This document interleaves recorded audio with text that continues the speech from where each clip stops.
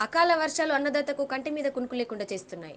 మంచిర్యాల జిల్లాలోని దండేపల్లి, లక్షట్పేట మండలాల్లో బుధవారం సాయంత్రం పలుచోట్ల కురిసిన వడగండ్ల వాన, అకాల వర్షాలతో దండేపల్లి, లక్షట్పేట మండలాలలో సుమారు 500 ఎకరాల్లో మక్క పంట నష్టం జరిగింది.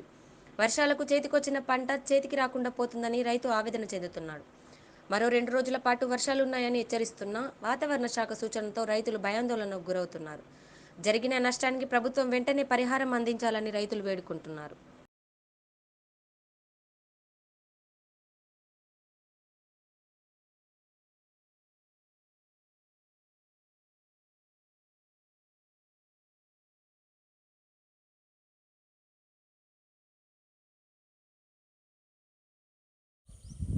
మొదటి నుంచి పవ్- నీ వా- పేరు దుర్గం బక్కాయి అని నేను తాళ్ళపేట మాది.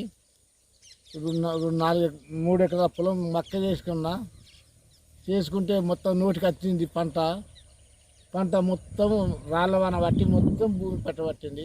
నాకు 3 పిల్లలు, దాని మీద అది కూడా బతుకుతున్నా నేను బతకటోని.